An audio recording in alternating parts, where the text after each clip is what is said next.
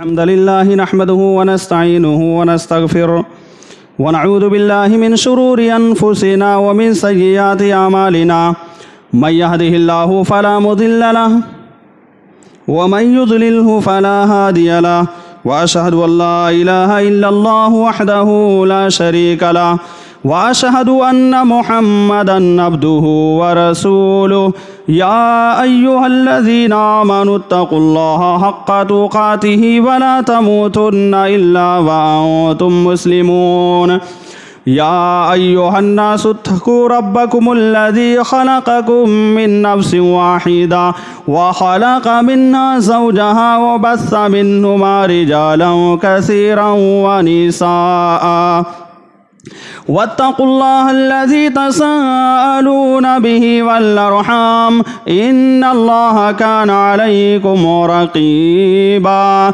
يا أيها الذين آمنوا اتقوا الله وقولوا قولا سديدا يصلح لكم أعمالكم ويغفر لكم ذنوبكم ومن يطع الله ورسوله فقد فاز فوزا عظيما أما بعد فإن خير الحديث كتاب الله وخير الهدي هدي محمد صلى الله عليه وسلم وشر الأمور محدثاتها وكل محدثة بدعة وكل بدعة ضلالة وكل ضلالة في النار.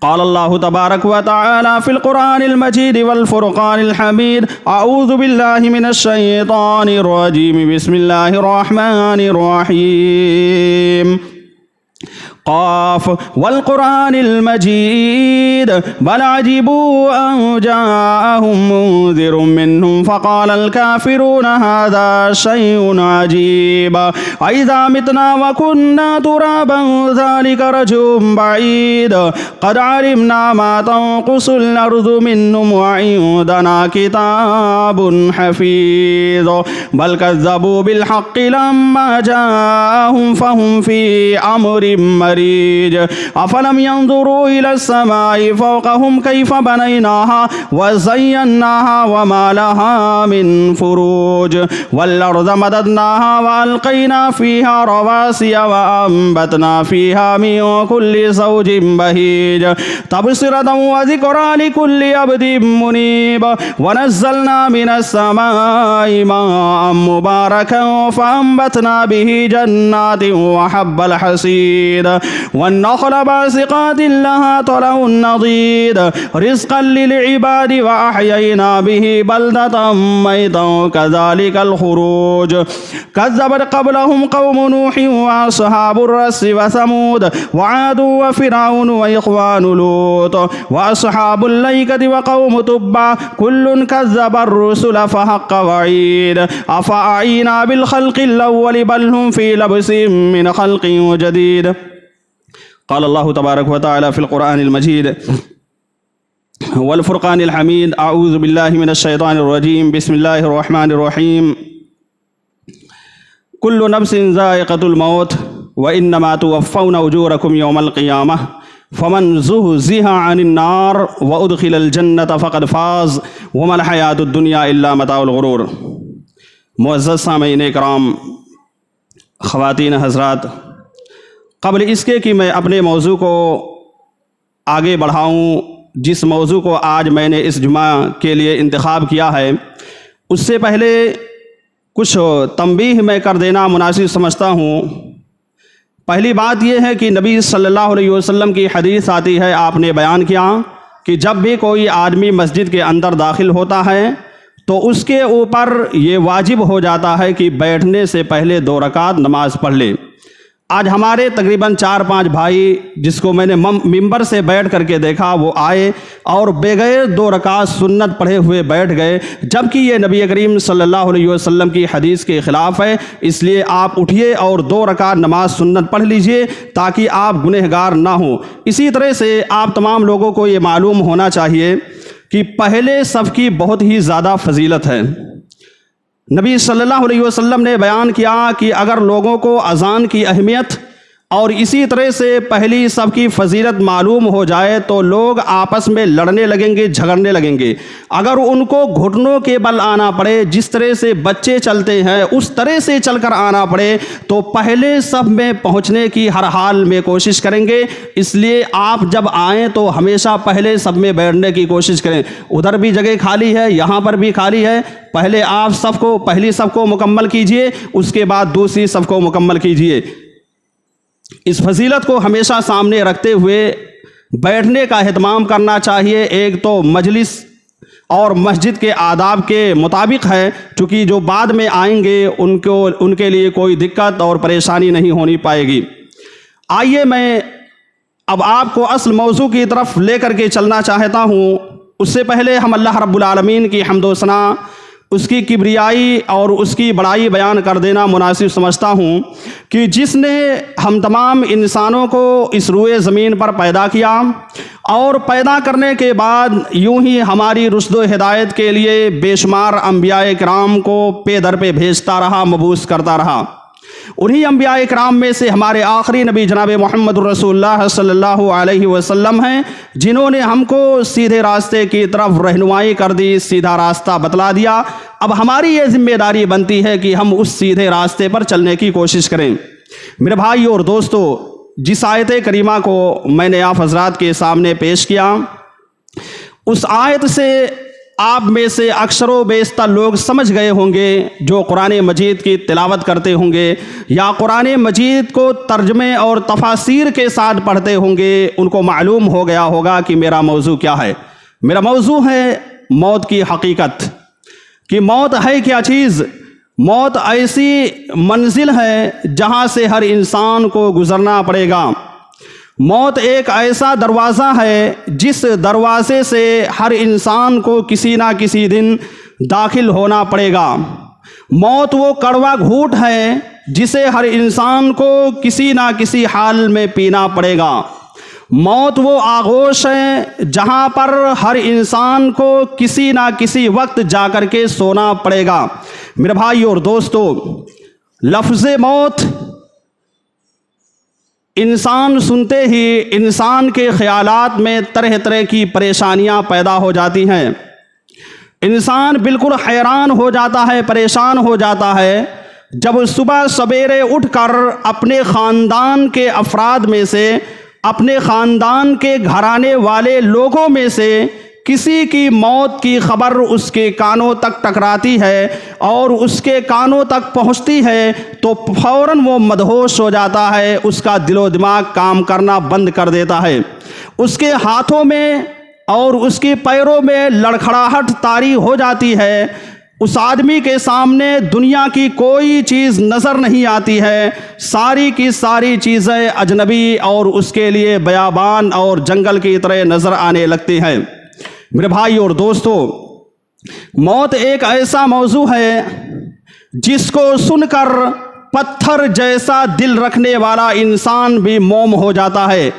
جس دل کے اندر بالکل سختی پائی جا رہی ہو، وہ جب موت کے بارے میں سنتا ہے تو اس کا دل بالکل پسیج جاتا ہے۔ اسی طرح سے ایک ظالم آدمی، ایک ظالم حاکم، یا اسی طرح سے ایک ظلم و زیادتی کرنے والا انسان جب موت کے بارے میں سنتا ہے تو اس کا دل بھی عادلانہ ہو جاتا ہے، وہ عدل و انصاف کے تقاضے کو پورا کرنے والا ہو جاتا ہے۔ کب؟ جب موت کے بارے میں سنتا ہے، جب موت کی خبر اس تک پہنچتی ہے تو وہ بالکل حیران ہو جاتا ہے، پریشان ہو جاتا ہے۔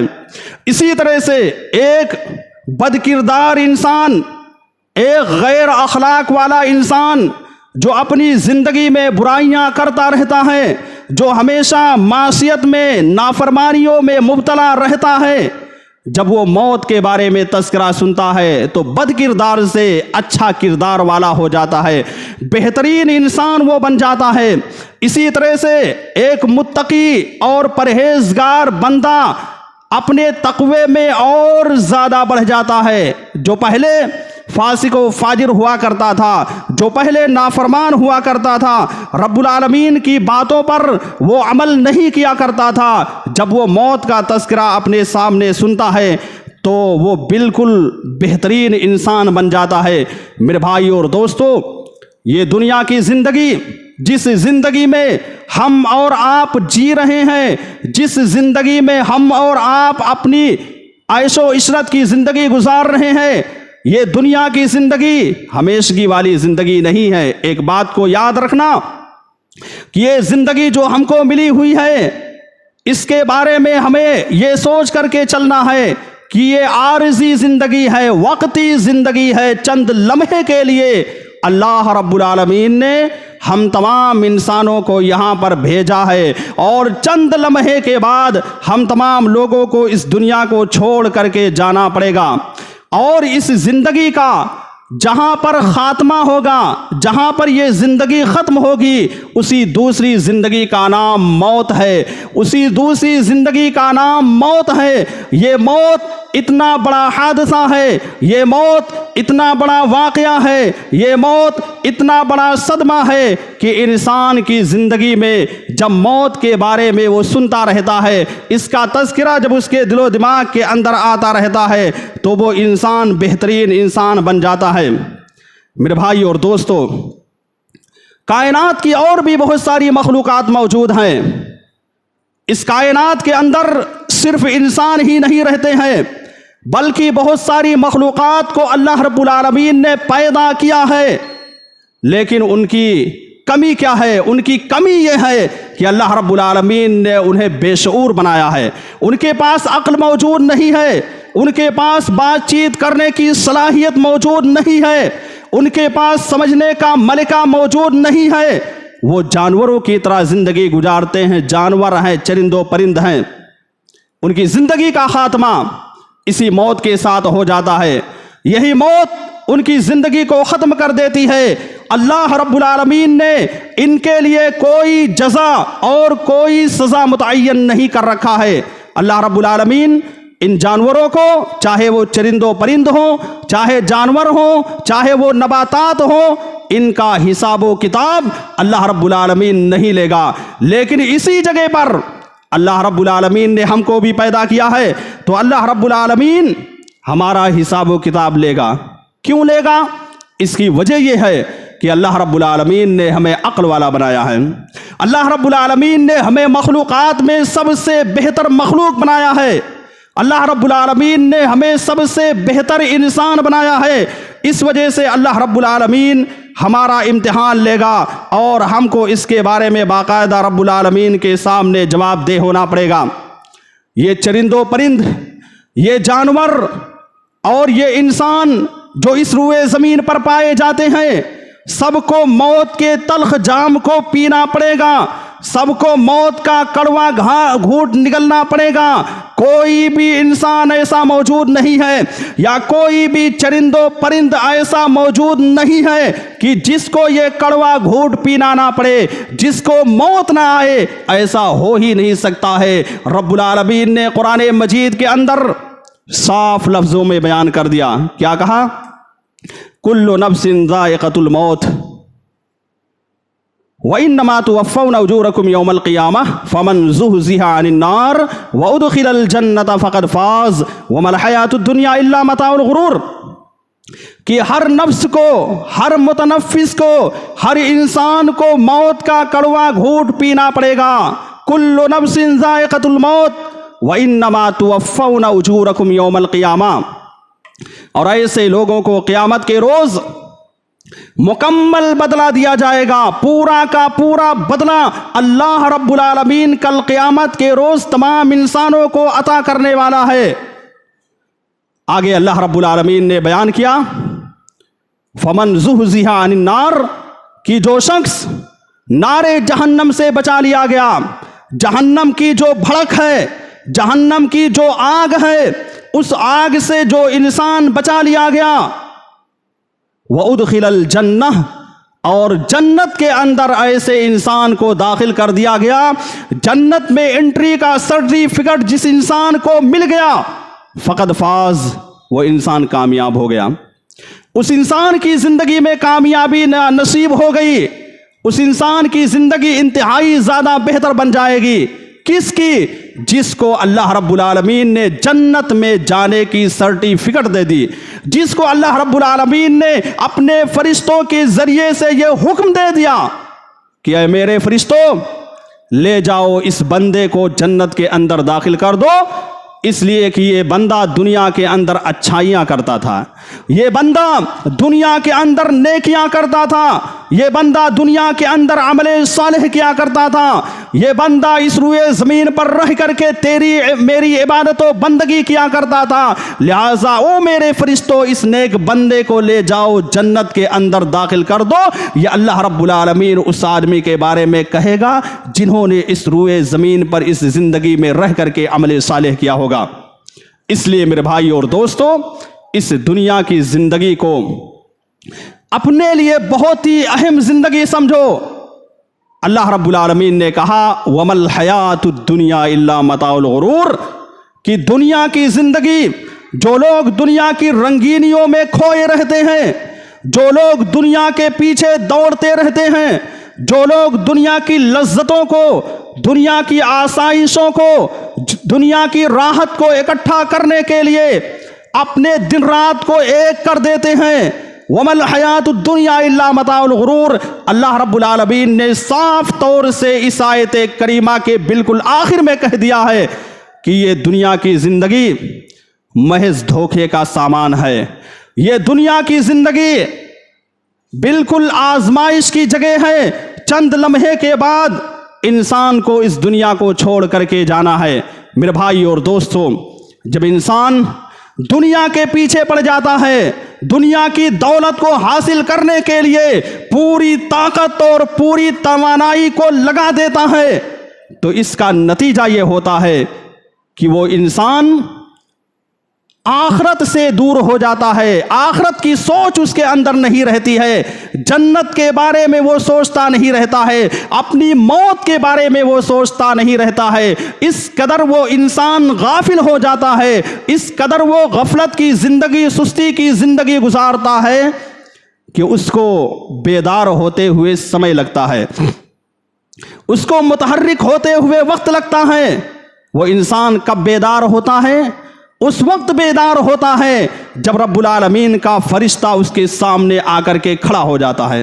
रब्बुल आलमीन अपने फरिश्ते को जब उसके सामने भेज देता है, तब जाकर के वो इंसान बेदार होता है। उससे पहले वो गफलत की जिंदगी, सुस्ती की जिंदगी, काहली की जिंदगी गुजार रहा होता है। मेरे भाई और दोस्तों, मेरी माओ और बहनों, गौर से सुनना, अल्लाह रब्बुल आलमीन ने इंसानों के अंदर ये चीज़ें दुनिया यानी दुनिया की मोहब्बत को वदीयत कर रखी है। दुनिया की मोहब्बत को अल्लाह रब्बुल आलमीन ने इंसान के दिलो दिमाग के अंदर बिठा रखी है। यही वजह है कि इंसान को अगर 1000 साल की जिंदगी मिल जाए, कितनी? अगर 1000 साल की जिंदगी मिल जाए, तब भी इंसान की ख्वाहिश पूरी नहीं होगी। 1000 साल के बाद भी वो और जीने की कोशिश करेगा। अल्लाह रब्बुल आलमीन ने कुरान मजीद के अंदर बाकायदा इसका नक्शा भी खींच दिया है। पहले पारे के अंदर सूरतुल बकरा में कहा वला तजिदन्नहुम अहरसन्नासी अला हयाह व मिनल्लज़ीना अशरकू यवद्दु अहदुहुम लौ युअम्मरू अल्फ सनह, कि ये यहूदी, ये नसरानी और ये मुश्रिकीन दुनिया की जिंदगी की तड़प अपने अंदर बहुत ज़्यादा रखते हैं, दुनिया की जिंदगी की ख्वाहिश अपने अंदर ज़्यादा पैदा करके रखते हैं। वला तजिदन्नहुम अहरसन्नासी अला हयाह, अल्लाह ने फरमाया लौ युअम्मरू अल्फ सना, अगर इनको 1000 साल की जिंदगी मिल जाए, 1000 साल की जिंदगी अगर इन लोगों को मिल जाए, तब भी ये और जिंदगी जीने की ख्वाहिश और तमन्ना अपने अंदर पैदा करेंगे। इन मुश्रिकीन के बारे में अल्लाह रब्बुल आलमीन ने बयान किया कि चाहे जितनी इनकी ज़िंदगी मिल जाए, इनके अंदर दुनिया की ख्वाहिश इतनी ज़्यादा पाई जाती है कि ये और ज़्यादा जीने की कोशिश करते हैं। ठीक इसी तरह का मामला हमारे साथ भी है। हमको 60 साल की ज़िंदगी मिलती है, लेकिन 60 साल की ज़िंदगी के बाद हमारे दिल के अंदर और तमन्ना होती है और ख्वाहिश होती है कि थोड़ी ज़िंदगी और हमको मिल जाए, تو ہم اور دنیا کا فائدہ اٹھا لیں۔ 80 سال کی عمر پانے کے باوجود بھی ہمارے دل کے اندر یہ خواہش ہوتی ہے، یہ تمنا ہوتی ہے کہ ہمیں زندگی اور ملنی چاہیے، ہمیں جینے کا موقع اور ملنا چاہیے۔ میرے بھائی اور دوستو، اگر ایک انسان کو عمر نوح مل جائے، نوح علیہ السلام کی جو عمر تھی تقریباً 900 برس، 950 برس، 950 برس تک اگر ہم لوگوں کو زندگی مل جائے، تب بھی ہمارے اندر اتنی خواہشیں، اتنی تمنائیں اور اتنی آرزویں پائی جاتی ہیں کہ ہمارے لیے یہ 950 برس بھی کافی نہیں ہوگا، یہ 950 برس بھی ہمارے لیے کم ہو جائے گا، اتنی زیادہ خواہشات ہمارے اندر پائی جاتی ہیں۔ اسی لیے شاعر کہتا ہے، ہزاروں خواہشیں ایسی کہ ہر خواہش پہ دم نکلے، ہزاروں خواہشیں ایسی کہ ہر خواہش پہ دم نکلے، بہت نکلے میرے ارمان لیکن پھر بھی کم نکلے۔ یہ ایک شاعر نے اپنے شعر کے ذریعے سے ہم لوگوں تک یہ پیغام پہنچانے کی کوشش کی ہے۔ میرے بھائی اور دوستو، اس حقیقت کو ہمیں اور آپ کو تسلیم کرنا پڑے گا، ہمیں اور آپ کو بالکل ماننا پڑے گا کہ یہ موت بالکل برحق ہے۔ یہ موت کب آئے گی، کس وقت آئے گی، کس جگہ پر آئے گی، کسی بھی انسان کو ہم میں سے پتہ نہیں ہے۔ کوئی بھی انسان یہ نہیں کہہ سکتا ہے کہ ہماری موت کس عمر میں آئے گی۔ کسی کو پتہ ہے؟ کسی کو بھی نہیں پتا ہے اس کے بارے میں۔ کوئی نہیں کہہ سکتا ہے کہ ہماری موت جوانی میں آئے گی، کوئی نہیں کہہ سکتا ہے کہ ہماری موت بڑھاپے میں آئے گی، کوئی نہیں کہہ سکتا ہے کہ ہماری موت بچپن میں آئے گی۔ کسی کو ذرہ برابر بھی موت کے بارے میں علم نہیں ہے۔ میرے بھائی اور دوستو، کسی انسان کو یہ پتہ نہیں ہے کہ کب ہماری موت آ جائے۔ اور موت تو ماں کے رحم کے اندر بھی آ جاتی ہے، یعنی بچہ پیٹ کے اندر ہوتا ہے اس کے اندر بھی موت آ جاتی ہے۔ موت تو ماں کی گود میں بھی آ جاتی ہے، ننھا منھا کھیلتا ہوا بچہ اس کو بھی موت آ جاتی ہے۔ موت تو بچپنے میں بھی آ جاتی ہے، موت تو جوانی کے ایام میں بھی آ جاتی ہے، موت چڑھتی جوانی میں بھی آ جاتی ہے۔ کسی کو بھی پتہ نہیں ہے کہ موت کب آئے۔ کوئی نہیں کہہ سکتا کہ موت ہمیں بڑھاپے کی عمر میں آئے گی۔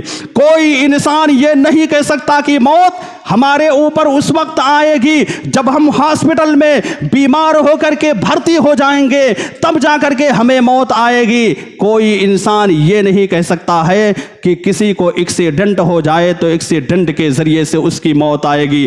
کسی انسان کو یہ پتہ نہیں ہے، کوئی نہیں جانتا ہے کہ ہم بیماری میں مبتلا ہو جائیں گے تب ہمیں موت آئے گی۔ میرے بھائی اور دوستو، یہ شیطان ہے۔ کون ہے؟ یہ شیطان ہے جو انسان کو بہکاتا رہتا ہے، انسان کو ہمیشہ اپنے انڈر میں، اپنے جال میں پھنسانے کی کوشش کرتا رہتا ہے، ہر وقت انسان کے خون میں دوڑتا رہتا ہے۔ نبی صلی اللہ علیہ وسلم کی حدیث ہے، آپ نے بیان کیا کہ جس طرح سے انسان کا خون انسان کے رگ رگ میں دوڑتا ہے، انسان کے نس میں دوڑتا رہتا ہے، پورے جسم کے اندر جس طرح سے انسان کا خون دوڑتا رہتا ہے، ٹھیک اسی طرح سے شیطان بھی اس کے رگ رگ میں دوڑتا رہتا ہے۔ اب ظاہر سی بات ہے، جب انسان کے رگ رگ میں شیطان دوڑے گا تو انسان کو ضرور بہکانے کی کوشش کرے گا۔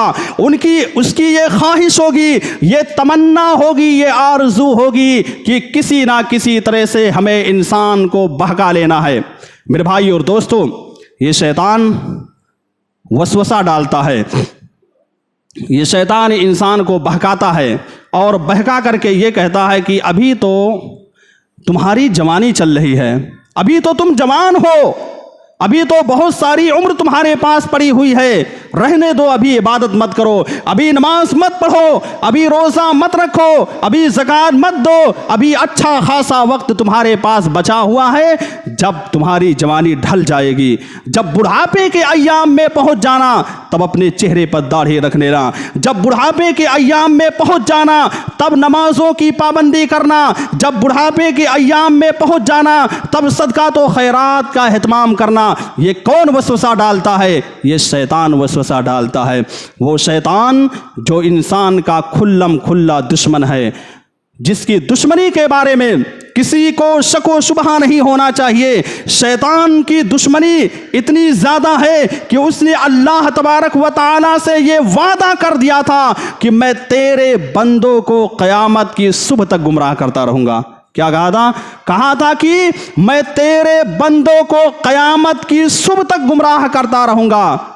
لیکن اسی جگہ پر اللہ رب العالمین نے یہ بھی کہہ دیا کہ ٹھیک ہے، جا تو میرے بندوں کو جتنا گمراہ کرنے کی کوشش کرنا، لیکن میرے بندے کچھ ایسے ہیں، کچھ ایسے بندے ہوں گے جو متقی ہوں گے، پرہیزگار ہوں گے، تیرے بہکاوے میں کبھی بھی نہیں آ سکتے ہیں۔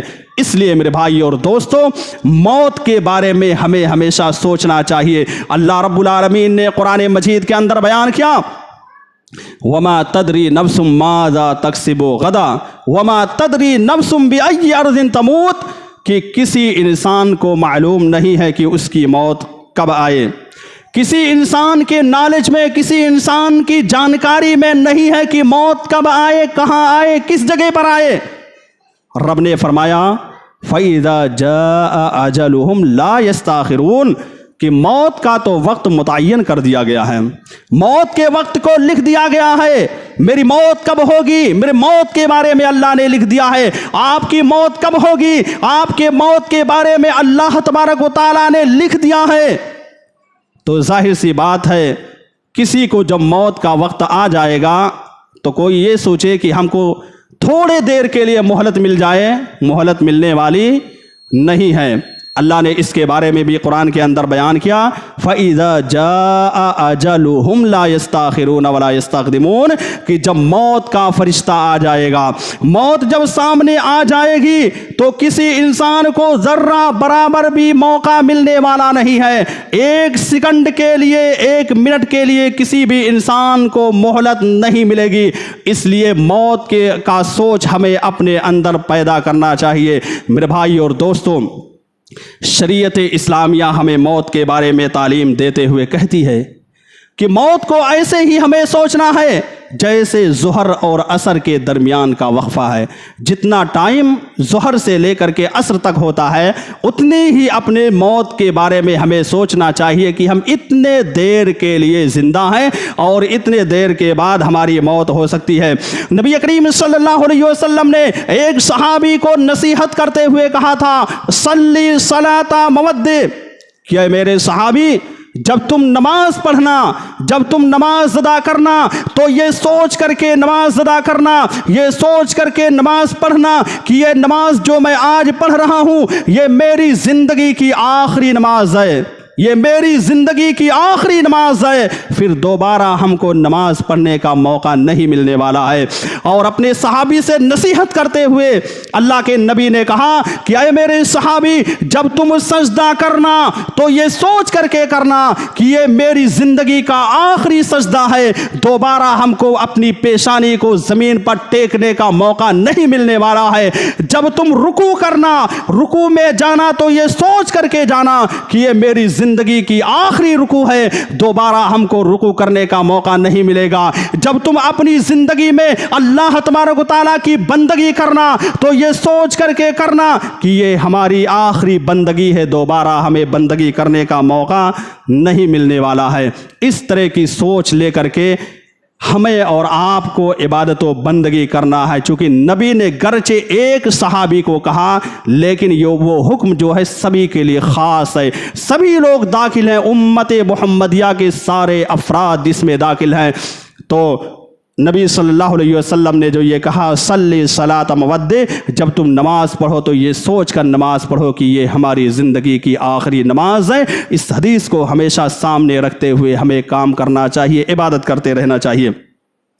حضرت ابن عمر رضی اللہ تعالی عنہ بیان کرتے ہیں، وہ کہتے ہیں، اذا امسیت فلا تنتظر الصباح، جب تم شام کرو تو یہ سوچ کر کے شام کرو کہ اب ہم کو صبح کرنے کا موقع نہیں ملنے والا ہے، یہ شام جو میرے سامنے موجود ہے اب آئندہ صبح کے انتظار میں نہیں بیٹھنا ہے، ہو سکتا ہے یہی شام ہماری زندگی کا آخری ہو جائے۔ وَإِذَا أَصْبَحْتَ فَلَا تَنْتَظِرِ الْمَسَاءَ، اور ابن عمر رضی اللہ تعالیٰ عنہ نے نصیحت کرتے ہوئے کہا کہ جب تم صبح کر لینا تو صبح کے بعد شام کا انتظار مت کرنا، ہو سکتا ہے یہ ہماری زندگی کی آخری صبح ہو، ہم کو شام ملنے والا نہیں ہے۔ میرے بھائی اور دوستو، نبی کریم صلی اللہ علیہ وسلم نے کہا وَخُذْ مِنْ صِحَّتِكَ لِسَقَمِكَ، اور اپنی صحت کو، اپنی تندرستی کو بیماری سے پہلے غنیمت سمجھو۔ اپنی تندرستی کو ہمیں غنیمت سمجھنا ہے۔ حضرات، اس دنیا کے اندر بہت سارے انسان آئے، اس دنیا کے اندر امیر بھی آئے، غریب بھی آئے، اس دنیا کے اندر فقیر بھی آئے، مالدار بھی آئے، اس دنیا کے اندر حاکم بھی آئے، محکوم بھی آئے، اس دنیا کے اندر بادشاہ بھی آئے، رعایا بھی آئے، اس دنیا کے اندر بہت سارے لوگ آئے، یہاں تک کہ نبی آئے، ولی آئے۔ اللہ رب العالمین کے مقدس انبیاء، بڑے بڑے نبی اس روئے زمین پر تشریف لائے، لیکن کیا کسی کو دائمی زندگی ملی؟ کیا کسی کو ہمیشگی کی زندگی ملی؟ بڑے بڑے انبیاء کرام آئے، کیا آج تک وہ انبیاء موجود ہیں؟ کوئی نہیں موجود ہے۔ سب کو موت کے سامنے عاجز ہو جانا پڑتا ہے، موت کے تلخ گھونٹ کو سبھی کو پینا پڑتا ہے، چاہے وہ نبی ہو، ولی ہو، امیر ہو، غریب ہو، حاکم ہو، محکوم ہو، بادشاہ ہو، سب کو اس کڑوے گھونٹ کو پینا پڑتا ہے۔ سلیمان علیہ السلام کے بارے میں آپ کو معلوم ہوگا کہ سلیمان علیہ السلام کتنے بڑے بادشاہ تھے، کتنے بڑے نبی تھے۔ اللہ رب العالمین سے انہوں نے باقاعدہ دعا کرتے ہوئے کہا تھا رب ہب لی ملکا لا ینبغی لأحد من بعدی، کہ اے میرے پروردگار عالم مجھ کو ایسی بادشاہت عطا کر دے، اے اللہ تو مجھ کو ایسی حکومت سے نواز دے، اے اللہ تو مجھ کو زمین کا اتنا بڑا بادشاہ بنا دے کہ میرے بعد کسی اور کو اس طرح کی بادشاہت عطا مت کرنا، کوئی اس طرح کا بادشاہ بننے نہ پائے۔ انہوں نے کہتے ہوئے کہا رب ہب لی ملکا لا ینبغی لأحد من بعدی انک انت الوہاب، کہا کہ الہ العالمین تو تو بہت نوازنے والا ہے، تو تو بہت عطا کرنے والا ہے، الہ العالمین تو ہمیں بادشاہت سے نواز دے، الہ العالمین تو ہمیں بادشاہت عطا کر دے۔ لیکن کیا سلیمان علیہ السلام زندہ رہے؟ بالکل نہیں زندہ رہے۔ اللہ رب العالمین نے ان کے تابع ہر چیز کو کر رکھا تھا، یہ چرند و پرند اور یہ انسان اور اسی طرح سے جو جنات پائے جاتے ہیں، جن کا تذکرہ سنتے ہی ہمارا دل کانپ اٹھتا ہے، جن سے ہم خوف کھاتے رہتے ہیں، جن سے ہم ڈرتے رہتے ہیں، یہ جنات بھی کس کے تابع ہوا کرتے تھے؟ یہ سلیمان علیہ السلام کے تابع ہوا کرتے تھے۔ سلیمان علیہ السلام کے نگرانی میں تھے، جس طرح سے چاہتے تھے سب کو چلاتے تھے۔ سلیمان علیہ السلام کا نام سن کر کے یہ جنات بھی کانپ اٹھتے تھے، ان کے دل و دماغ کے اندر لرزہ طاری ہو جاتی تھی، کپ کپاہٹ طاری ہو جاتی تھی۔ سلیمان علیہ السلام کا خوف ان جناتوں کے اندر بھی پایا جاتا تھا، اور آج بھی سلیمان علیہ السلام کا خوف ان جناتوں کے اندر پایا جاتا ہے۔ میرے بھائی اور دوستو، اللہ نے فرمایا وَمَن يَزِغْ عَنْ أَمْرِنَا نُذِقْهُ مِنْ عَذَابِ السَّعِيرِ، کہ انسان چاہے جتنی زندگی مل جائے، چاہے جتنا بڑا بادشاہ کیوں نہ ہو جائے، سب کو موت کے تلخ گھونٹ کو پینا پڑے گا، سب کو ہر حال میں اس کڑوے گھونٹ سے گزرنا پڑے گا۔ موت کا دو دروازہ ہے، اس دروازے سے ہر انسان کو داخل ہونا پڑے گا، چاہے وہ کوئی بھی ہو۔ تو سلیمان علیہ السلام کو جو اللہ رب العالمین نے اتنی بڑی بادشاہت عطا کی تھی، اتنی بڑی سلطنت اللہ تبارک و تعالیٰ نے سلیمان علیہ السلام کو دے رکھی تھی، یہ بھی وہاں پر لاچار ہو جاتے ہیں، مجبور ہو جاتے ہیں۔ وہ سلیمان علیہ السلام جو ہواؤں کو اپنے اشارے سے یا اپنے حکم سے جس طرف چاہتے تھے چلایا کرتے تھے، پورب کی ہوا کو پچھم سے چلا دیا کرتے تھے، اور پچھم کی ہوا کو پورب سے چلا دیا کرتے تھے، مشرق کی ہوا کو جو ہے ادھر سے مغرب کی جانب سے چلا دیا کرتے تھے، یعنی ہوائیں بھی ان کے انڈر میں چلا کیا کرتی تھی، جس طرف چاہتے تھے ہواؤں کا رخ پھیر دیا کرتے تھے، جب چاہتے تھے بارش کروا دیتے تھے۔ یہ سلیمان علیہ السلام کو اللہ رب العالمین نے دے رکھا تھا۔ لیکن کیا سلیمان علیہ السلام کی زندگی آج بھی باقی ہے؟ نہیں باقی ہے میرے بھائی اور دوستو۔ गरचे इतने बड़े बादशाह थे, गरचे अल्लाह रब्बुल आलमीन ने सब कुछ उनको अता कर रखा था, लेकिन अल्लाह रब्बुल आलमीन के कानून के सामने, अल्लाह रब्बुल आलमीन ने जो कानून बना रखा है, इस कानून के सामने सुलेमान अलैहिस्सलाम को भी आजिज़ होना पड़ा। इस कानून के ज़रिया से सुलेमान अलैहिस्सलाम को हार मानना पड़ा। वो हार ये था, अल्लाह ने बयान किया, फलम्मा क़ज़ैना अलैहिल मौत मा दल्लहुम अला मौतिही इल्ला दाब्बतुल अर्ज़ि ताकुलु मिन साता कि इंसान को चाहे जितनी शोहरत क्यों ना मिल जाए, इंसान के अंदर चाहे जितनी ताकत क्यों ना पाई जाए, इंसान के अंदर चाहे जितना मलिका क्यों ना पाया जाए, उसको अल्लाह रब्बुल आलमीन के हुक्म के सामने, अल्लाह रब्बुल आलमीन के फैसले के सामने उसको अपने घुटने को टेकना पड़ेगा। मेरे भाई और दोस्तों, ये मौत ऐसी चीज़ है जिसने कितने दोस्तों के दरमियान जुदाई कर दी। इस मौत ने कितने दोस्तों को बाकायदा अलग थलग कर दिया। इस मौत ने कितनी माँओं की गोदों को खाली कर दिया। इस मौत ने कितनी बीवियों को उनके शौहर से जुदा कर दिया, और इस मौत ने कितने वालिदैन को अपनी औलाद से जुदा कर दिया। इसी मौत ने कितने औलाद को वालिदैन से जुदा कर दिया। सबको इस दुनिया से छोड़ करके जाना पड़ा। कोई इस दुनिया के अंदर ना हमेशा के लिए आया है और ना हमेशा रहने वाला है। सबको रब्बुल आलमीन के इस कड़वे घूंट को पीना पड़ेगा। इसलिए हम सभी लोगों को मौत की तैयारी करना चाहिए। आज हम मौत की तैयारी क्यों नहीं कर पाते हैं? मौत के बारे में हम क्यों नहीं सोचते हैं? इसकी वजह यह है कि हमारे अंदर दुनिया के हासिल करने के लिए बहुत सारी तमन्नाएं, बहुत सारी ख्वाहिशें, बहुत सारी आरज़ुएं पाई जाती हैं। इतनी तमन्नाएं, इतनी आरज़ुएं और इतनी ख्वाहिशें पाई जाती हैं कि इन ख्वाहिशों को हम पूरा नहीं कर पाते हैं, और हमारा हश्र क्या होता है? एक शायर कहता है, अजल ने न किसरा ही छोड़ा न दारा, इसी से सिकंदर सफाते बिहारा, हरिक छोड़ के क्या क्या हसरत सुधारा, पड़ा रह गया सब यही ठाट सारा। जगह जी लगाने की दुनिया नहीं है, जगह जी लगाने की दुनिया नहीं है, ये इबरत की जा है। यानी ये दुनिया नसीहत हासिल करने के लिए है, हमेशा के लिए नहीं है। शायर कहता है ये इबरत की जा है, तमाशा नहीं है। मेरे भाई और दोस्तों, इस दुनिया से हमें इबरत हासिल करना है, इस दुनिया से हमें नसीहत हासिल करना है। मौत ये हमारे लिए बहुत बड़ी नसीहत है। अगर हम हकीकी मानों में मौत से नसीहत पकड़ने लगे तो ये मौत हमारे लिए बहुत बड़ी नसीहत है। ये मौत हमको तंबीह करती है, ये मौत हमको बाकायदा उकसाती है कि ज़रा कब्र के बारे में सोचो, ज़रा जहन्नम के अज़ाब के बारे में सोचो। जहन्नम से बचने के लिए बाकायदा ये मौत हमें झिझोड़ती है, हमें बाकायदा ये वार्निंग देती है। हमारे सामने जब किसी का इंतकाल होता है तो उस वक्त हमें इबरत और नसीहत हासिल करना चाहिए। नबी करीम सल्लल्लाहु अलैहि वसल्लम अपनी एक छोटी सी हदीस में कहते हैं, क्या कहते हैं? कफ़ा बिल मौत वाइज़ा, कि मौत नसीहत के लिए, मौत इबरत हासिल करने के लिए काफ़ी है। अगर किसी के सामने किसी शख्स का इंतकाल हो जा रहा है और वहाँ पर वो इंसान सोचे तो उसकी लाइफ में, उसकी ज़िंदगी में तब्दीली हो सकती है। आज देखें कि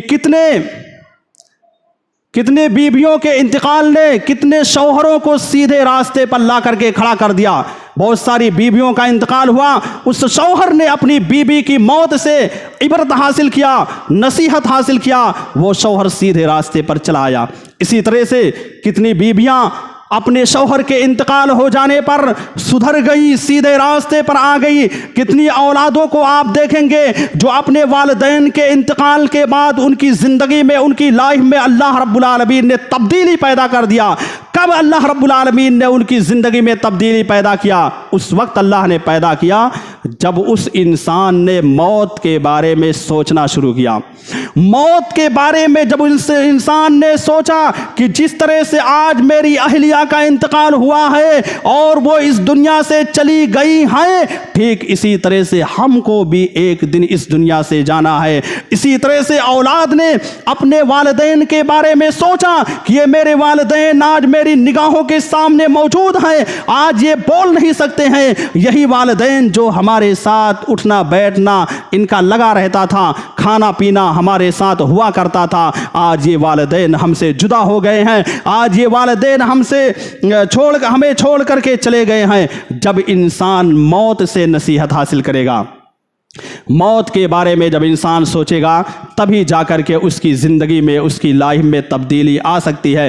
तब अल्लाह के नबी ने ऐसे शख्स के बारे में कहा कि कफ़ा बिल मौत वाइज़ा, मौत इंसान के लिए नसीहत है, इबरत है। इसलिए हम तमाम लोगों को मौत से इबरत और नसीहत हासिल करनी चाहिए। मेरे भाई और दोस्तों, नबी करीम सल्लल्लाहु अलैहि वसल्लम की एक हदीस आती है। आप सल्लल्लाहु अलैहि वसल्लम के बारे में सहाबे किराम बयान करते हैं कि एक मर्तबा नबी करीम सल्लल्लाहु अलैहि वसल्लम एक जगह पर बैठे हुए थे और उस जगह से एक जनाजे का गुज़र हुआ। एक जनाजा उधर से गुज़र रहा था। नबी सल्लल्लाहु अलैहि वसल्लम ने जब जनाजे को देखा तो उठ खड़े हुए। उठ खड़े होने के बाद सहाबे किराम ने कहा कि इन्नहा जनाज़तो यहूदी, कि अल्लाह के नबी सल्लल्लाहु अलैहि वसल्लम, ये जनाजा जो जा रहा है ये यहूदी का जनाजा है। तो आपने कहा अलैसत नफ्सन, ये जनाजा जो जा रहा है यहूदी का हो, नसरानी का हो, मुशरिक का हो। ऐ मेरे सहाबे किराम, क्या ये जान नहीं था? क्या ये इंसान नहीं था? क्या इसको मौत नसीब नहीं हुई? क्या इस मौत से हमें इबरत हासिल नहीं करना चाहिए? इसमें फ़र्क करने की ज़रूरत नहीं है कि ये मुसलमान का जनाजा नहीं है, ये यहूदी का जनाजा है, ये मुशरिक का जनाजा है, ये नसरानी का जनाजा है। इसमें ज़र्रा बराबर भी हमें फ़र्क नहीं करना है। हमको ये देखना है कि ये इंसान जो कल हमारे साथ चल रहा था, फिर रहा था, खा रहा था, पी रहा था, आज ये इंसान हमको छोड़ करके जा रहा है। इससे हमको इबरत और नसीहत हासिल करना चाहिए। ये किसने कहा था? ये मेरे नबी जनाब मुहम्मदुर रसूलुल्लाह सल्लल्लाहु अलैहि वसल्लम ने अपने सहाबे किराम रिज़वानुल्लाह अलैहिम अजमाइन से कहा था। सहाबे किराम को बाकायदा नबी सल्लल्लाहु अलैहि वसल्लम हमेशा डराया करते थे, उनके अंदर मौत का खौफ पैदा किया करते थे। एक और हदीस में आता है कि एक मर्तबा नबी सल्लल्लाहु अलैहि वसल्लम कब्रिस्तान में मौजूद थे। कब्रिस्तान में एक मर्तबा नबी सल्लल्लाहु अलैहि वसल्लम गए हुए थे। और क्यों गए थे? उसकी वजह यह थी कि एक सहाबी का इंतकाल हो गया था। सहाबी के इंतकाल के बाद आप जाते हैं, गए, वहाँ पर लोग कब्र की खुदाई कर रहे थे। कब्र के पास जाकर के आप बैठ जाते हैं। एक लकड़ी, छोटी सी लकड़ी थी, उसको अपने हाथ में ले लिया और उस लकड़ी के ज़रिए से आप ज़मीन को कुरेद रहे थे, खोद रहे थे और अपनी आंखों से आंसू बहा रहे थे, अपनी आंखों से आंसू जारी करे हुए थे। रावी हदीस बयान करते हैं कि नबी करीम सल्लल्लाहु अलैहि वसल्लम की आंखों से इतना आंसू जारी हुआ, इतना आंसू आप सल्लल्लाहु अलैहि वसल्लम की आंखों से निकला कि पूरी ज़मीन वहाँ की तर हो गई, भीग गई। ये नबी का आलम था, ये नबी सल्लल्लाहु अलैहि वसल्लम की कैफियत थी कि कब्र के पास खड़े होकर के, कब्र के पास बैठ करके इस कदर रोया करते थे, जिनके ऊपर अल्लाह तबारक व तआला ने जन्नत को वाजिब करार दिया था और ये कह दिया था कि नबी सल्लल्लाहु अलैहि वसल्लम एक भी नेकी ना करें तब भी अल्लाह इनको जन्नत में दाखिल करके रहेगा। मासूम अनिल खता थे, गुनाहों से बिल्कुल पाको साफ थे। वो नबी जब कब्र के पास बैठता है तो इस कदर रोता है। आज हमारी हालत क्या है? क्या हमने कभी जायजा लिया? क्या हम कब्र के पास जाते हैं, रोजाना किसी ना किसी के मैयत में शामिल होते हैं? क्या हम उससे इबरत हासिल करते हैं? क्या हम उससे नसीहत हासिल करते हैं? तो इसका जवाब यही मिलेगा कि हम में से कोई शख्स जो है मौत से और कब्रिस्तान से इबरत और नसीहत नहीं हासिल करता है। हमारी हालत क्या है कि हम वहां पर कब्रिस्तान में जाते हैं, कब्रिस्तान में जाने के बाद जाते हैं, होना तो ये चाहिए कि उस जगह पर जाकर के जो मैयत है, जो मरे हुए हैं, उनके लिए मगफिरत की दुआ करें और अपने दिल के अंदर कब्र के अजाब के बारे में सोचें, उसका डर और उसका खौफ अपने अंदर पैदा करें। लेकिन जाकर के वहाँ मोबाइल पर बातें करते रहते हैं, वहाँ पर भी फेसबुक और व्हाट्सएप वगैरह चलाने लगते हैं। अगर नहीं चलाते हैं तो इधर उधर की बातों में लगे रहते हैं। दो चार लोग इकट्ठे हो गए, अब उसमें जो है इधर उधर की बातें करते रहते हैं, जबकि वहाँ पर कब्र के बारे में अगर तस्करा होता, नसीहत होती तो बहुत ही बेहतर होता और इंसान की लाइफ और ज़िंदगी में तब्दीली भी आ जाती। तो नबी ने جب آپ کی آنکھوں سے آنسو جاری ہوا تو کہا یا اخوانی لمثل ھذا فاعدوا، کہ اے میرے بھائیو تم لوگ اس کے لیے تیاری کرو، یہ قبر کا مرحلہ بہت ہی زیادہ سخت مرحلہ ہے، اس مرحلے کے لیے تم تیار ہو جاؤ اور اس مرحلے کے لیے تم تیاری کر لو۔ یہ کس کو نبی صلی اللہ علیہ وسلم نے کہا تھا؟ یہ اپنے ان چہیتے صحابہ کرام کو کہا تھا جن کے بارے میں نبی صلی اللہ علیہ وسلم نے باقاعدہ اس دنیا کے اندر جنت کی بشارت دے دی تھی، خوشخبری دے دی تھی، یا جن کے بارے میں نہیں بھی دی تھی، لیکن وہ صحابی ہم سے انتہائی زیادہ بہتر انسان تھے، ہم سے زیادہ متقی اور پرہیزگار انسان تھے۔ ان کے سامنے آپ نے کہا تھا کہ تم اس قبر کے لیے تیاری کرو، چونکہ قبر کا مرحلہ بہت ہی خطرناک ہے، بہت ہی سخت ہے۔ میرے بھائی اور دوستو، انسان اس روئے زمین پر جو زندگی گزارتا ہے اس کو دو مرحلوں سے گزرنا پڑتا ہے۔ دو طرح کے عمل کے ذریعے سے وہ اس دنیا سے جاتا ہے۔ ایک انسان وہ ہوتا ہے جو متقی ہوتا ہے، پرہیزگار ہوتا ہے، جس کے اندر تقویٰ پایا جاتا ہے، اللہ رب العالمین کا خوف پایا جاتا ہے، ڈر پایا جاتا ہے، یعنی نیکی کر کے وہ اس دنیا سے جاتا ہے۔ اور دوسری جگہ پر وہی دوسرا انسان ہوتا ہے جو گنہگار ہوتا ہے، جو نافرمان ہوتا ہے، جو گناہوں میں مبتلا رہتا ہے، جو معصیت کرتا رہتا ہے، نماز نہیں پڑھتا ہے، روزہ نہیں رکھتا ہے، زکوٰۃ نہیں دیتا ہے، صرف نام کا مسلمان بنا ہوا ہے۔ یعنی دو طرح سے انسان اس روئے زمین پر پائے جاتے ہیں، اور دونوں کا انتقال دو طریقے سے ہوتا ہے۔ جو متقی ہوتا ہے، پرہیزگار ہوتا ہے، اس کا جب انتقال ہوتا ہے تو اس کو پتہ ہی نہیں چلتا ہے، اتنی آسانی سے، یا گھر والوں کو پتہ نہیں چلتا ہے، اس طرح سے اس کا انتقال ہو جاتا ہے۔ لیکن اسی جگہ پر ایک منافق آدمی، ایک مجرم آدمی، ایک گنہگار آدمی، ایک معصیت کرنے والا آدمی، جو ہمیشہ گناہوں میں مبتلا رہتا ہے، جو اللہ رب العالمین کی عبادت و بندگی نہیں کرتا، اس کے بارے میں اللہ نے کہا وَلَوْ تَرَىٰ إِذِ الظَّالِمُونَ فِي غَمَرَاتِ الْمَوْتِ، کہ آپ ظالموں کو دیکھیں گے، آپ گنہگاروں کو دیکھیں گے کہ ان کو موت اپنے اندر لپیٹ لیے ہوگی، موت کی سختیاں ان کو اپنے اندر چمیٹے ہوئے ہوگی، اور فرشتے ان کی طرف اپنے ہاتھ کو بڑھائیں گے ان کی جان کو نکالنے کے لیے، لیکن اس گنہگار انسان کے روح کو نکالنے کے وقت اتنی المناکی ہوگی، اتنی خوفناکی ہوگی کہ وہ فرشتے خود کہیں گے اخرجوا انفسکم، کہ انسان تو اپنی جان کو خود نکال، انسان تو اپنی جان کو خود نکال، میرے اندر یہ کیفیت اور یہ طاقت نہیں پائی جا رہی ہے، تیری جان اس طرح سے نکل رہی ہے کہ میرے اندر خوف پیدا ہو جا رہا ہے۔ اس لیے فرشتے یہ کہیں گے کہ انسان تو اپنی جان کو خود نکال۔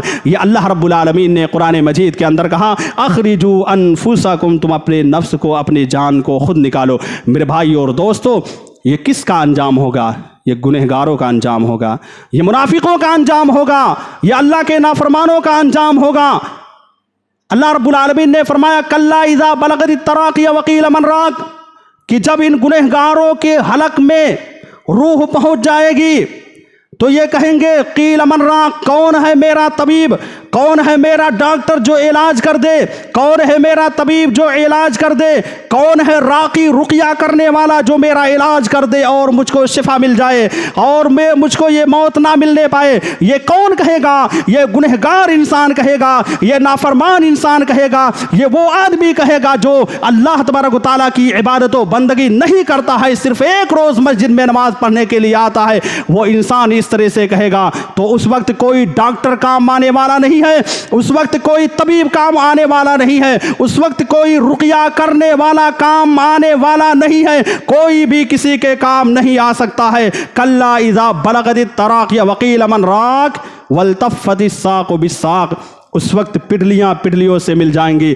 کہنے کا مقصد یہ ہے کہ موت انتہائی زیادہ خطرناک ہے۔ اس انسان کو سوچنا چاہیے، وہ انسان جو ہمیشہ سگریٹ پیتا رہتا ہے، اس کو سوچنا چاہیے کہ سگریٹ پیتے پیتے کہیں میری موت نہ آ جائے، موت کا فرشتہ میرے سامنے آ کر کے آواز نہ دینے لگے۔ اس انسان کو سوچنا چاہیے کہ آج میں شراب پی رہا ہوں، یہ شراب کی بوتل جو میرے سامنے موجود ہے، کہیں اسی حالت میں اللہ رب العالمین اپنے موت मौत के फरिश्ते को ना भेज दे। उस इंसान को सोचना चाहिए कि मोबाइल में जो फिल्म देख रहा हूँ, जो गाना सुन रहा हूँ, ये फिल्म और ये गाना देखते हुए कहीं अल्लाह रब्बुल आलमीन अपने मौत के फरिश्ते को ना भेज दे और उस वक्त मेरी क्या कैफियत होगी, मेरी क्या हालत होगी।